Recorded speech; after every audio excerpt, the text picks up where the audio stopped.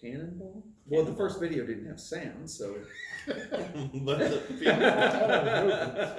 no, the Cannonball. Yeah, we got Cannonball. I mean, I was there, but I. Okay. Oh yeah, the Cannonball. Total Briar and Burley. Total. Sam, you mean just a raw dog? It's a Briar and Burley. Just smell it. It reminds you of it. It's nowhere near that rum though. That rum. No, but I wish if we brought that rum up here right now, they could smell it. Who? The people, the 3 people that are going to watch this. I'm getting, my nose is bad, but I'm getting. See, I have a bad Jack nose. squat. I have a bad nose. Nothing. I did.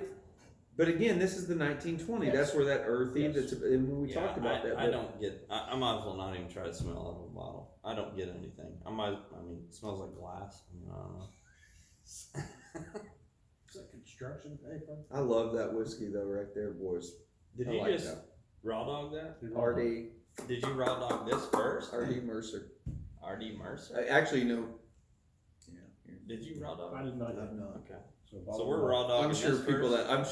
that are still in home scared with COVID are like these fucking animals. COVID. Man, that's really pleasant. What does that stand for? Coke. Yeah, I don't know. COVID. COVIDs. It's kind I do get I'm getting a little more of that floral now. I don't smell anything. So what are we talking? Like fresh cut The flowers? floral was on this one. Not that Nuh-uh. one. I get Briar and Burley on that one. I get Brian Burley on that too. I get, like I said, the tobacco, Yeah. What kind of florals? you were getting floral on this one. That's floral. Are you? I didn't get squat on that. I gotta admit that raw dogging on this stuff is.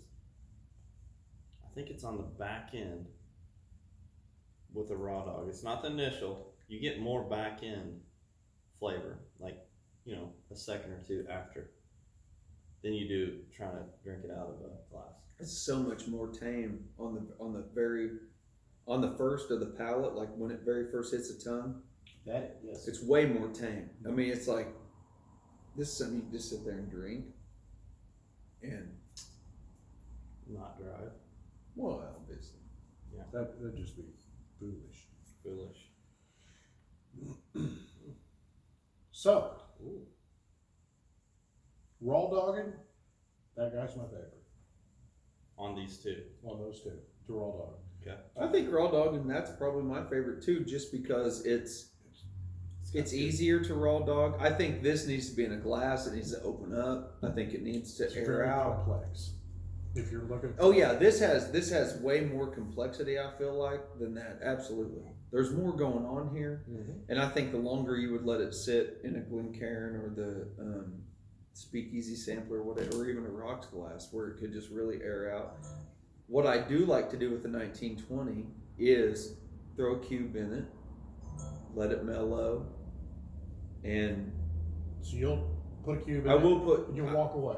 I'll walk away, sometimes for 20 minutes. Really? Yeah, and I'm telling you, if we would have 20 minutes to do that here, you know, put it up on the corner or something of the table, and then forget about it. I know we did, but if we would have had 20 minutes and actually thought about it, but yeah, I'm telling you, like to me, it changes the 1920 crazily.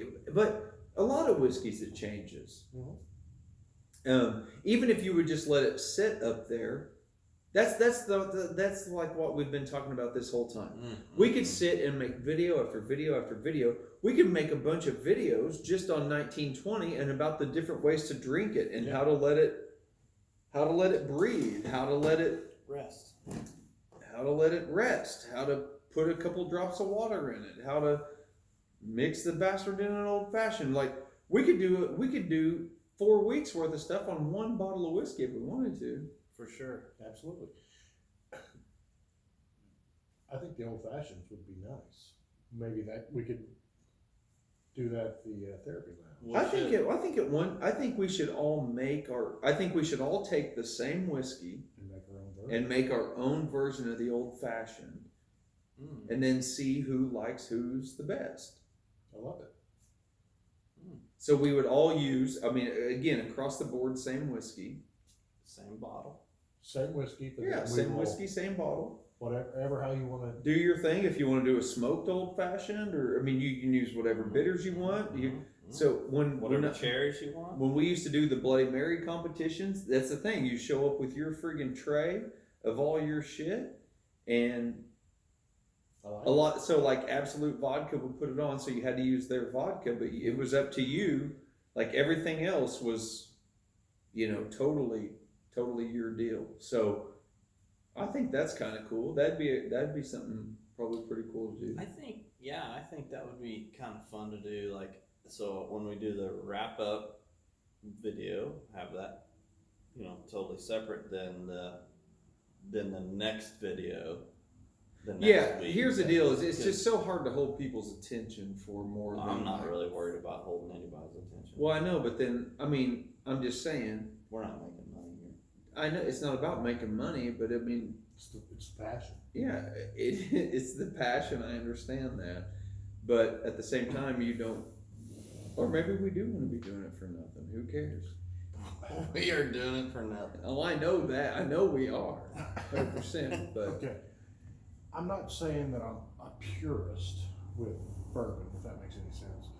But to me, when you put your ice cube in your glass, you let it set for 20 minutes.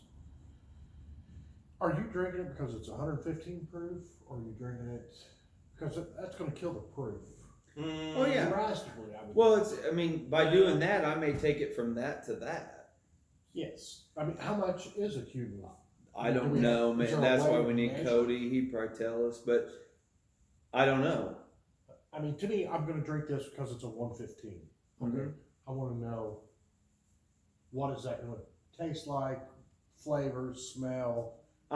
Here's what I'll tell you. If I throw an ice in it, I'm not drinking a 115 anymore. I'm drinking a.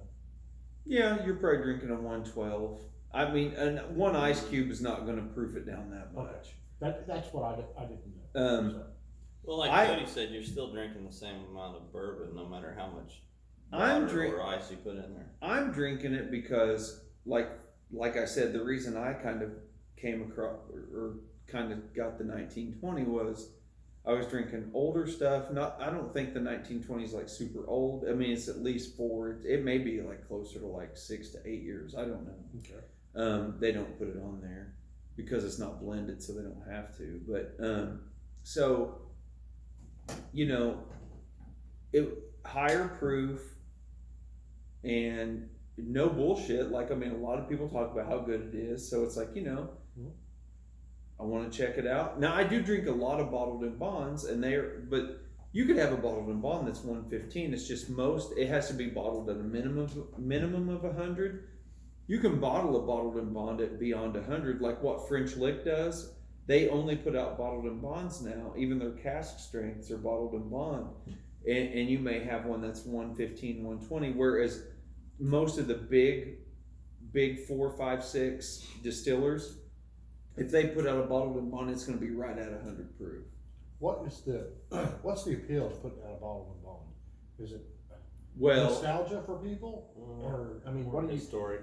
Well, it's historic, but at the same time, the same laws apply as they did back then when it started. Believe it or not, we still have a piece of the government that kind of monitors that. Yeah, and I can understand. So, that. but it's really like you wanted some standards. Well, the first thing is it's got to be at least 4 years old. Okay. Where you have so many, like we talked about in a previous video. I mean, it was putting forth a set of standards when so many people were trying to pass off different types of hooch and concoctions as this, that, and the other thing by dyeing them and mixing them with other things. So then, I mean, I don't see people getting away with that today, though. No, dude. But the deceptions in marketing and the deceptions in different, dude, it's all about freaking making money. It's all about, and I can't remember who it was. I can send you a great article though that calls out like 4 distilleries that within the last 5 years have gotten busted on just straight up falsifying shit on their label. Yeah, Fred Minnick talked about it in one of his videos about like if you're any of the bottle you're drinking, if it doesn't say distilled at whatever, don't even buy it because Right. you don't even really know where it came from. Right, and they can still get away with that shit by certain, but man, if they have a really cool throwback looking label or they do this or that, like people are still. But then if you're buying it for the label, you're just part of the problem. That's what Right. Fred was saying. So, but the bottled and bond, I mean, it does kind of control it in the sense that it has to be housed in a government regulated warehouse, which again is kind of like a formality. I mean, I'm sure they have somebody that comes around once a year or something. It's a piece of paper at this point, but you know, minimum it has to be bottled at 100 proof minimum, aged 4 years minimum. So at least you're not trying to pass off a 2-year-old whiskey as a 4, 5, 6, 7, you know, because age equals beauty for the most part in this world. Like, you know, that's what I personally, and it's because of drinking a lot of bottled and bonds, and that's what kind of set my bar at 100 proof. Because used to, I mean, growing up, yeah, I drank Jack and Jim Beam, and it wasn't, that last time. you know, it wasn't until what you talked about. You talked about like just drinking that kind of stuff. I thought so. In the last video when you weren't here, I thought before I met you, I thought Jim Beam was where it started and stopped as far as bourbon. I'm like, yeah. That is bourbon is Jim Beam, and Jim Beam is bourbon, and past that I didn't know anything. But I mean so I started, and then when I was real young, I got into. I mean, when I was like into my early 20s, my mom's husband got me turned on to Blanton's, and that's when you could go get it anywhere. And it's not quite 100 proof, but it was a single barrel, and it was. So then I kind of started learning a little bit about it, but then at a certain point, I got to where I was drinking a lot of bottled and bonds, and that's minimum 100 proof, right? Well, then you just kind of get accustomed to the hotter stuff. Okay. And you know, I've got a Jack Daniel's barrel proof that's 133 or something like that. I mean, it's crazy. I mean, it's so damn hot that. I mean, we'll have to taste it sometime. I can bring it, but it's crazy hot. And I don't know, at a certain point, to answer your question, I like that because I know that it's at least even though it's not bottled and bond, I know it's at least 4 years old, but it's blended, so they can't, but it's 4 years old. It's that little bit higher proof. And if my palate's, if I go to pour that one night and I'm like, oh, that's a little hot tonight, I can always put a cube in it, whatever. I think 1920 is great in an old fashioned, and it's just, I drink it because, like, I don't ever have Old Forester 86. I just don't, because I like the higher proof stuff, and I don't have the Old Forester 100 because I would go buy that bottled and bond, which is 100 proof, before I go buy the Old Forester 100 proof, because I know that's at least 4 years old, and I don't see an age statement on the regular Old Forester. That's legit. And I mean, and that's the whole point of the Whiskey Row series. I mean, it's a higher tier than their common 86 and 100 proof offerings. Okay. So tonight, I'm gonna go. This is my winner. 1920. Yep. The 115. Even though raw dogging, no, that was my raw dog. Yep. I've said it before, the bottled and bond's my favorite out of all four, so it's obviously my favorite compared to I like, other. and I said it, I put my disclaimer out way Early. in advance. I love the 1920. I'm going to tell you right now, go to Big Red Liquors, you can get it for $43, and anywhere else it's minimum 55. So there you go. I've got a 1920 at home. I spent 55 or 52, I think, and actually at that time thought I got a good deal. So if you can get it for 43. you can. Where'd you get it at? Big Red, Bloomington. They run that special right around Christmas, but I was just there today, and it's back on. 1 block north of the square. No. College. No. I got that one in Bedford. 16th Street. For sure. Yeah. The 16th Street store. Yeah. But yeah, it's back on, $43, and they always do it right around Christmas time at So- 43. Okay, so we're far from Christmas, but No, but like I said, it's back on now. oh, it is back on there. Yes, I was just What there about- today. What about bottom bond? What is it? Couldn't tell you.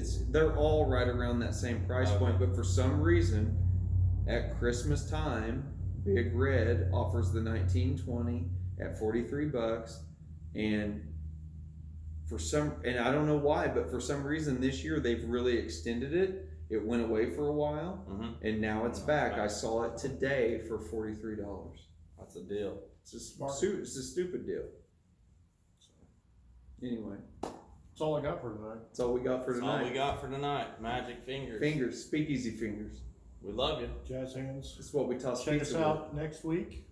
What's our YouTube address? with. We have no idea. We don't know. It's so hard to find. Speakeasy after hours. Speakeasy. If you search Speakeasy After Hours Bourbon. with quotes, if you search Speakeasy After Hours with quotes, it's the first thing that'll come up. Okay. If you search Speakeasy maybe After we need Hours, to it's a change bunch our of other name stuff. so it's easier to find. Next week, we're going to be talking about Statesman Mm-hmm. and 1910. 1910. 1910. Because you guys should have 1910 back by We'll have then. it back by then, Thursday. And then after that, there's going to be a whole deal. Then we're going We'll to be. leave location. Yeah, Go to We're the gonna leave lounge. Philadelphia here, and by the way, this is super cool. I don't know how they saved this building because you can tell from behind us that it was on fire, and That could be some of the char we're smelling. could be Yeah, could change our palate I'm completely. picking up charred poplar and Creosote? creosote and a little bit of. I got a little asbestos. I got a little insulation. I think this is pre-asbestos. Yeah, it probably is, huh? Pre-asbestos. I didn't even know there was such a Anywho. thing. Anyway, Love you guys. love you all. Jazz hands. Jazz hands. Jazz fingers. Speakeasy fingers. Somebody gonna raw dog that last little bit? Raw dog it, man. RD it. Oh, I mean cannonball. Cannonball. Chug it. You want me to do it? Why wouldn't you, man? Cannonball. Love you guys. Love you guys. Hugs and kisses. Hugs and kisses. You did it. Savage. Speakeasy out.